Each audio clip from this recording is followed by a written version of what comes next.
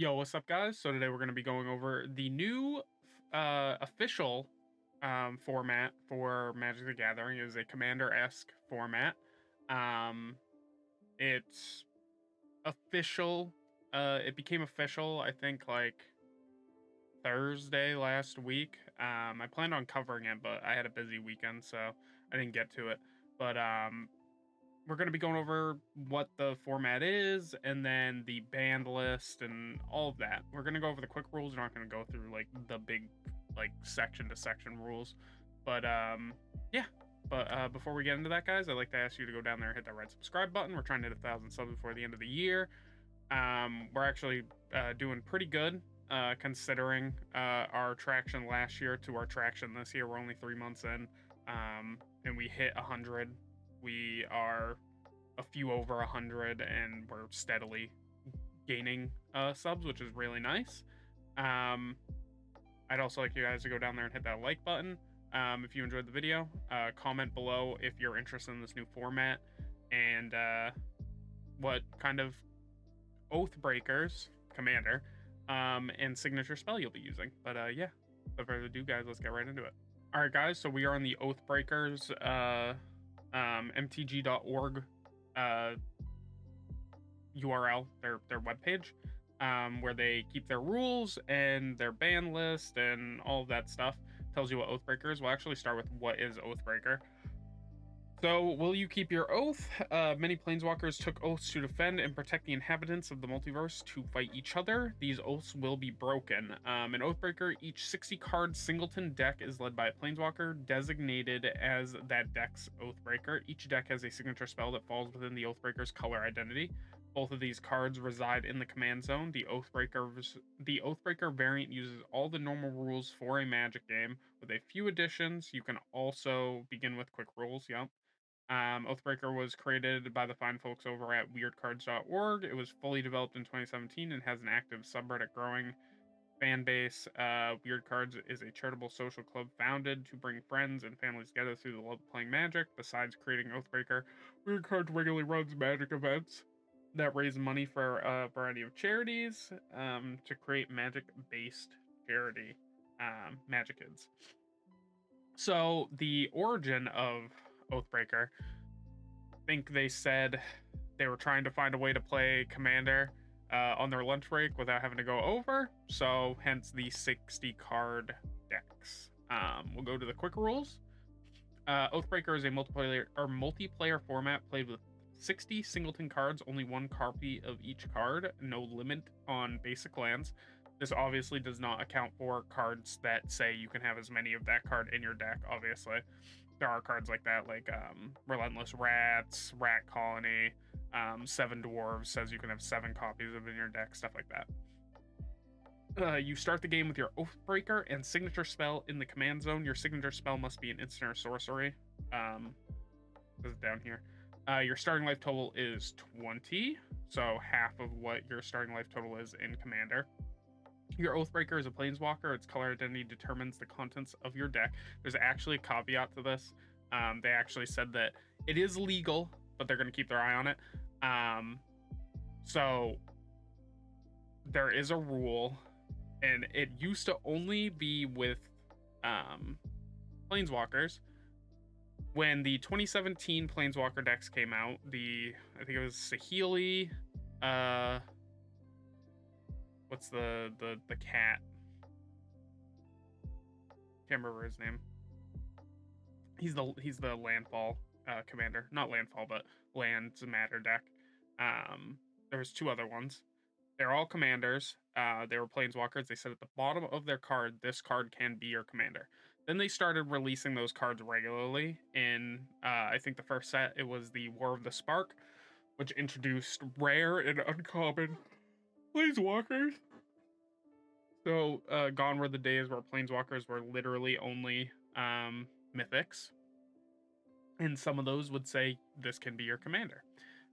There is one other card that is not a planeswalker that says this card can be your commander. It is Shorokai Genesis Engine. It is a vehicle mech from the Kamigawa Neon Dynasty. Not Neon Genesis. Neon Dynasty Kamigawa set is from the commander deck, the vehicle commander deck. You can run that as your Oathbreaker. So I would put that out there. Your deck would end up being, I think it's colorless. No, it's blue-white. It would end up being a blue-white deck. Just for the folks out there, if you wanted to know that. So it's not just a Planeswalker, at least for now. It is legal still. They said on the Twitter said that it is legal to do that. Your signature spell must be an instant sorcery card that falls within your Oathbreaker's color identity. Another thing with the Oathbreaker, there are 2 partner Oathbreakers, 2 sets of Planeswalkers that have partner on them that you can run. In that instance, we'll get to it actually. So you cast your Oathbreaker from your command zone, like normal commander. Your signature spell may only be cast if your Oathbreaker is on the battlefield under your control. So with the partner versions, when you have partners, you pick a signature spell in one of your partners' color combo, and then you pick a signature spell for the other one. They have to be in their color combos. They're we're gonna call it color. What do they call it? Color identity? Yeah. So say I had I don't remember the names of the commander or the planeswalkers, but say I had a Obnixilus black and a Jace blue were my partners. One of my signature spells would have to be black, and one of them would have to be blue to fit the 2. But to cast those signature spells, you can't just have any of your Oathbreakers. If you want to cast the black one, you have to have Obnixilus on the field. If you want to cast the blue one, you have to have Jace on the field. That's how it works. So you have to have your commander on the field, your Oathbreaker on the field to use your signature spell. Both your Oathbreaker and signature spell are subject to command zone tax. That means your Oathbreaker dies, costs 2 more. Same with your signature spell. You cast it, doesn't matter if it succeeded in casting. If it gets countered, it's the same thing.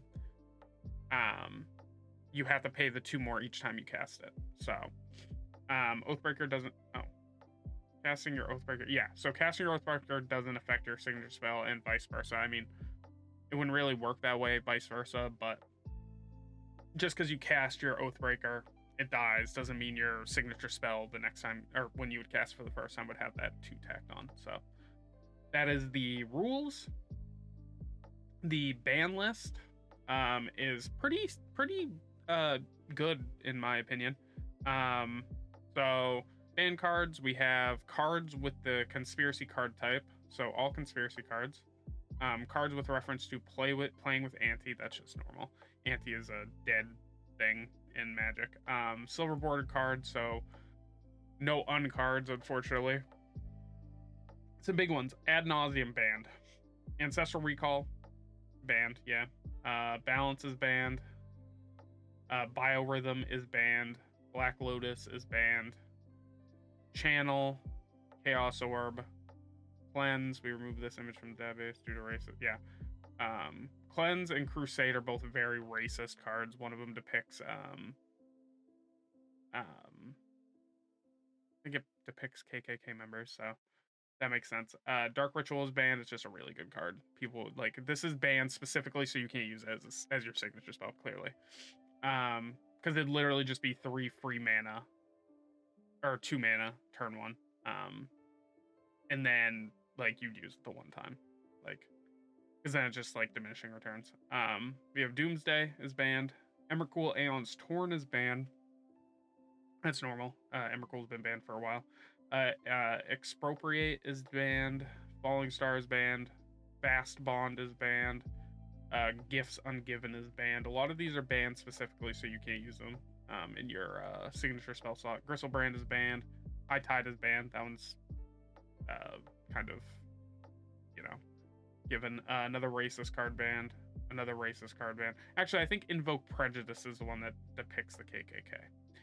Jihad's banned. Jeweled Lotus is banned.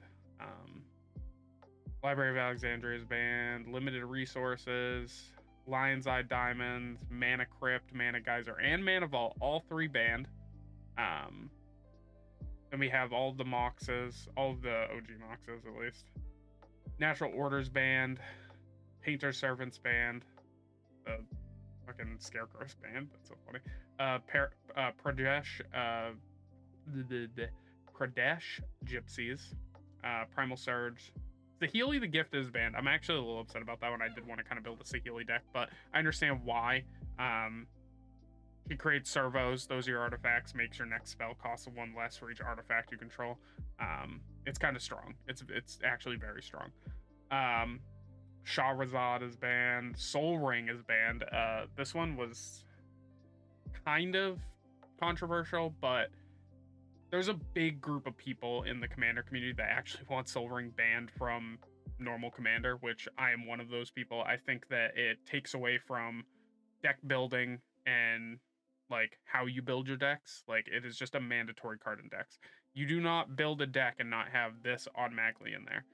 Um, it's essentially you're building a deck of 98 cards, which is unfortunate.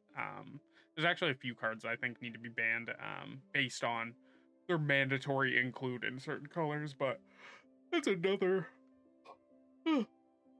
That's a whole other conversation. Maybe we'll do a video on it. Stone Throwing Devils is banned. Sundering Titans. Sundering Titans banned for a reason. It's just not fun. Sylvan Primordial is banned. Time Vault is banned. Time Walk is banned. Tinker's banned. Tolarian Academy is banned. I actually really like Tolarian Academy. I wish it wasn't a banned card. Very cool. Tooth and Nail is banned. Trade Secrets. Upheaval. And then Yawgmoth's Bargain is banned. So kind of a typical ban list. Pretty similar to the normal Commander ban list, obviously. There's stuff not on here that's not banned because a lot of the cards, or a few of, I'm going to say a good amount, not a lot, not too little, of cards on the Commander ban list are banned specifically so you can't run them as commanders. Cards like Iona, Shield of whatever,